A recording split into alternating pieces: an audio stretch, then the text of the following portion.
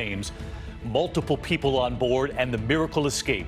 Just days after a similar plane carrying Dale Earnhardt Jr. burst into flames after landing. Severe weather slamming the East Coast at this hour. Severe thunderstorm watches in effect tonight in New York City, Philadelphia, and Washington. And Ginger Z is standing by with the track. Also breaking as we come on tonight, the arrest at a Marriott, alleged threats against employees, and the discovery. Multiple firearms, hundreds of rounds of ammunition. We do have late reporting.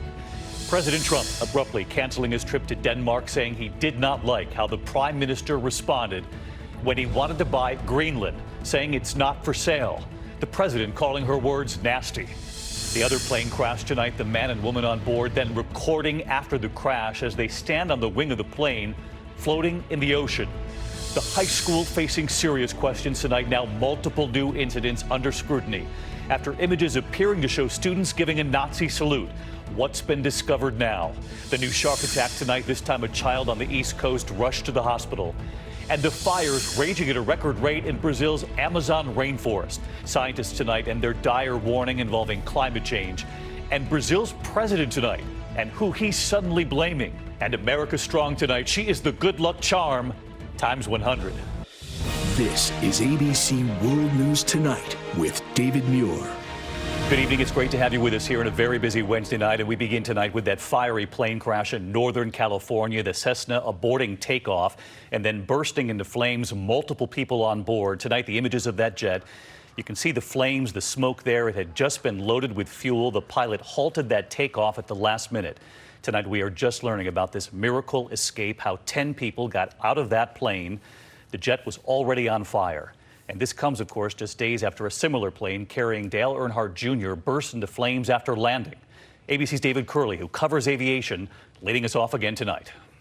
That Cessna Citation bursting into flames after running through the end of a runway and crashing. One plane fully involved off the runway, approximately a half acre of grass burning. Tonight, word that all 10 aboard this jet escaped with their lives uninjured as the just refueled jet was engulfed in flames. On the scene, from our affiliate KRCR, is reporter Brianna Haney. It does look like they're getting a handle on those flames. It was causing a lot of smoke in the sky. Once the fire was out, just a shell of the two-engine private jet remains. Investigators say the jet, having stopped for fuel, was taking off from Oroville in Northern California for a flight to Portland, Oregon, when for some reason the pilot decided to abort the takeoff. Apparently unable to stop in time, it was just last week that another Cessna Citation ran through a runway, this time in Tennessee, and this jet owned by the NASCAR legend Dale Earnhardt Jr. In fact, you can see Earnhardt Jr., his wife, their baby daughter, 2 pilots, and the family dog exiting that burning jet. Investigators say Earnhardt Jr.'s jet was landing and hit the runway at least twice hard, its landing gear failing before running through that fence at the end of the runway. So let's bring in David Curley with us live tonight. David, both plane crashes, of course, miraculously resulting in no serious injuries. And tonight, investigators already looking into what led to this aborted takeoff today? That's what the NTSB will want to know, David. And from those pictures of the Citation coming to rest, the engines were still spinning. 10 very lucky people who were on board that jet. No question about that. David Curley leading us off. Thank you. We are also watching the severe storms hitting the Northeast as we come on the air tonight. The thunderstorm watches from D.C. to Philly, New York City up through Boston. Wind gusts up to 70 miles per hour. Look at this. Drivers near Portland, Maine coping with heavy rain for the commute home. And cell phone video showing a tree coming down on top of a moving car in Decatur Township, Indiana. Tonight, we've been told the driver has been treated for minor injuries. Chief Meteorologist Ginger Z tracking it all as we go into the night. Hey, Ginger. Hi, David. We just watched a severe thunderstorm blast through Midtown Manhattan just south of us here. It has now moved to the east, as so many of these storms are. We've had up to 63-mile-per-hour winds at College Park, Maryland already reported. But from Annapolis up to, say, Connecticut, you're seeing severe thunderstorm warnings on the map right now. That means those storms are imminent, even a tornado warning right there in central Connecticut.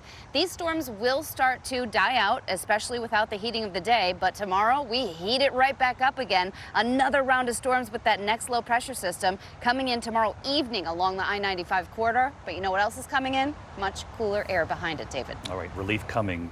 We'll just have to wait for it. Ginger, thank you. We do have new reporting at this hour after news of an arrest late today. Authorities say a major threat At a Marriott hotel in Long Beach, California, an employee arrested after threatening to shoot up the hotel. They did find multiple firearms and hundreds of rounds of ammunition. And ABC's Adrienne Banker tonight from California.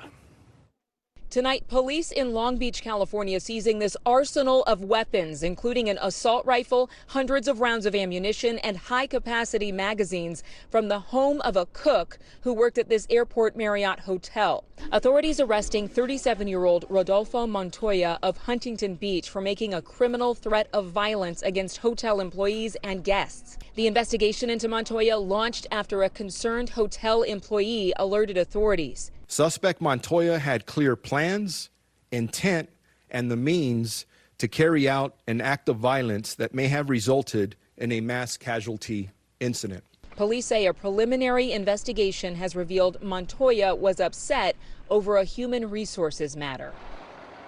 And David, the police tell us that this is the perfect example of see something, say something. And that employee who first alerted authorities to the threat likely saved many lives. That suspect is now being held on $500,000 bail. David. All right, Adrienne Banker tonight on the breaking story in California. Thank you. Now to President Trump, who abruptly canceled his trip to Denmark, blaming the prime minister and her response when he said he wanted to buy Greenland. She said it was not for sale. The president called her response nasty.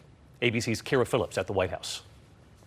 President Trump today canceling his state visit to Denmark, saying he didn't like the way the country's prime minister dismissed his interest in buying Greenland. Greenland was just an idea, just a thought, but I think when they say it was absurd and it was said in a very nasty, very sarcastic way, I said, we'll make it some other time. The prime minister making it clear Greenland is not for sale. Thankfully, she said, the time where you buy and sell other countries and populations is over. I thought that the prime minister's statement that it was absurd, it was an absurd idea, was nasty. I thought it was an inappropriate statement. All she had to do is say, no, we wouldn't be interested. The prime minister now joins a growing list of women the president has called nasty. Hillary Clinton, Nancy Pelosi, Senators Elizabeth Warren and Kamala Harris, even Meghan, Duchess of Sussex. His attack on Denmark comes as he escalates his attacks on American Jews who vote for Democrats. Today on Twitter, he thanked a conservative conspiracy theorist for saying Israeli Jews love Trump, quote, like he's the king of Israel, while American Jews don't even know what they're doing or saying anymore. In my opinion, you vote for a Democrat, you're being very disloyal to Jewish people and you're being very disloyal to Israel. And only weak people would say anything other than that. Major Jewish organizations like the Anti-Defamation League outraged. I will be exactly clear on what that was: anti-Semitism. The charge of disloyalty or dual loyalty has been used against Jews for thousands of years. Today, the hashtag disloyal to Trump trending on Twitter. The president asked about his words concerning Jewish loyalty. Isn't that anti-Semitic? No. It's only in your head. It's only anti-Semitic in your head. Kara Phillips with us live again tonight from the White House. And Kara, something else the president said today, getting a lot of attention tonight. You asked him about the possibility of a recession if he continues his trade war with China, and it was how he answered. Taking America into a recession, is it worth it? And do Americans need to back that up? The United States is doing phenomenally well. But one thing I have to do is economically take on China, because China has been ripping us off for many years. Somebody had to do it. I am the chosen one. Somebody had to do it, so I'm taking on China. Kara, he says he's the chosen one. That part was the part making headlines. And after a payroll tax cut was possible, according to the president this time last night, today that's not so? That's right, David. Just 24 hours ago, the president said that he was considering cutting the payroll tax to help working Americans. But tonight, a bit of a reversal. He now says it's just not necessary, David. Kara Phillips tonight. Thank you. Now to stunning images of a small plane crash off the coast of California. The plane going down the waters near San Francisco.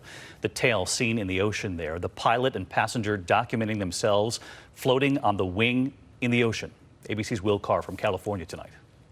Tonight, this frightening moment caught on camera. Watch that single-engine plane skip along the Pacific Ocean and then crash. Seconds later, 34-year-old pilot David Lesh and his passenger record themselves incredibly standing on the wing just before the plane sinks. There she goes. At times, they laugh, then literally bob in the water waiting to be rescued. I'm holding on to my window shades as a flotation device. I'm on the seat cushion. Yeah, we got a seat cushion here. Lesh says his plane lost power just south of San Francisco on a sightseeing trip.